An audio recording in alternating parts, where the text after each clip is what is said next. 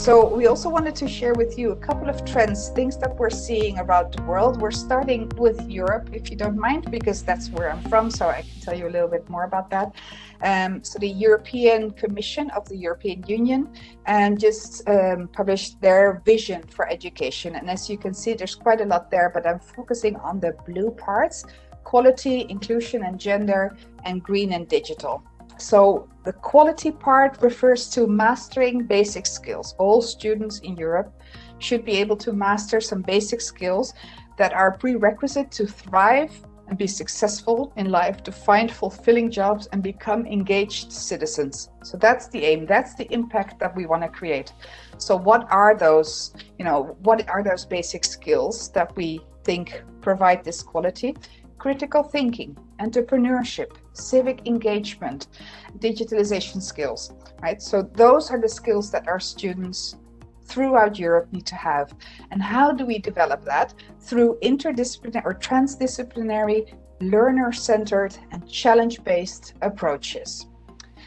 The inclusion and gender part is that the EU finds it very important to include also underrepresented groups in internationalization. And like I said before, that 20% that's in the Netherlands was not really representative of the entire student population. So also underrepresented groups that traditionally do not partake in internationalization as much should also be included. They should have access to internationalization activities.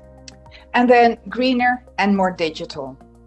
The future Erasmus programs, they will be greener and they will be more digital. And the good news is there's going to be a call for new proposals that include in what was traditionally just mobility. So there was just funding for students going abroad to study for 6 months. Now that will also include a virtual mobility or virtual exchange element. So that's very exciting. Even Erasmus, after 30 plus years, is embracing virtual exchange. And that means also impact for universities trying to do this. We also, in Europe, we also see this development towards closer collaboration and cooperation between universities with the European universities. So larger universities located in different parts of Europe and specifically connecting North, South and Central Europe, with different parts of Europe where higher education institutes are encouraged to create joint curriculum, common courses, so that students become more aware and more capable to be engaged European citizens. So this is a trend that we see in Europe. A trend I cannot speak that long and that much about, but I just want to mention it. If we can go to the next slide, Osvaldo. Is in South Africa, like Genevieve said, I'm involved with an Erasmus Plus capacity building project that connects 5 European universities with 5 South African universities. And our goal in these 3 years, and we started just before COVID, so it has been quite a challenge to pull up this project with 10 universities among these difficult circumstances. But our goal is to transform the curriculum through internationalization and decolonization of the curriculum.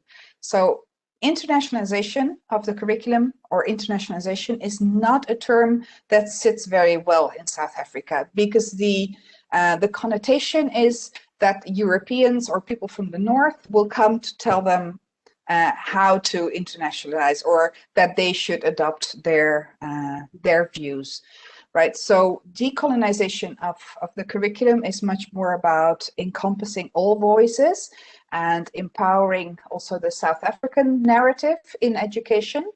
And what we're seeing that it is very hard within the South African context, that decolonization is a phenomenon that's also been almost self-imposed by universities.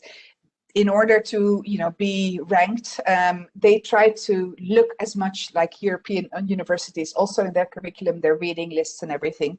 And so there's a lot of work there, and we're trying to bring about a little bit of transformation through capacity building by doing COIL. So introducing COIL, where students from the global south collaborate with Europeans in the global north, in Europe in this case.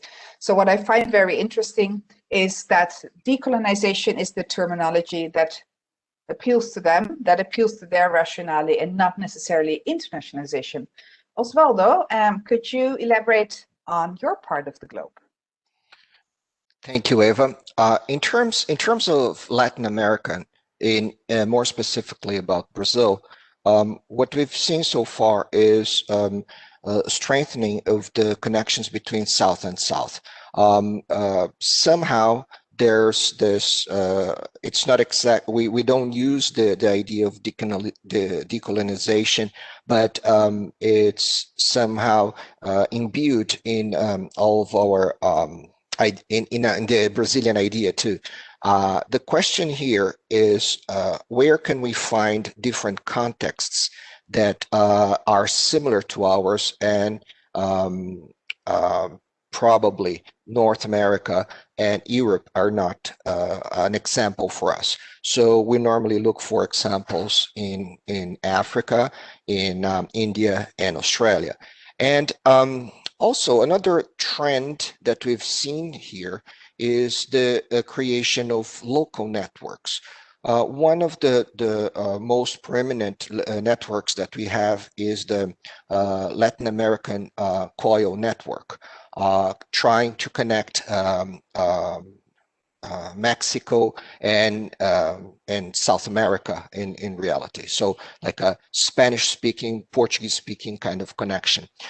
We also have a very strong group here in Brazil. It's called the Brazilian Association for International Education, FAUBAI, that is trying to create a kind of a Brazilian profile that we can present to our international partners. One of the connecting things that we find here in South America is, as a lot of our professors and students have a low proficiency in English, Spanish becomes a very strong tool. Portuguese and Spanish are similar languages, they are sister languages actually, and it's possible, if you speak at a very slow rate, to have what we call intercomprehension. So in our case, we can understand most of Spanish speakers say, and vice versa. The question here is, it's an alternative that enables our students to experience what Eva has mentioned in terms of this intercultural experience, even though proficiency, language proficiency are a barrier most of the time. Also, as Eva mentioned, there's a certain idea that internationalization at home is an alternative to physical mobility in Brazil. Our numbers are very low overall.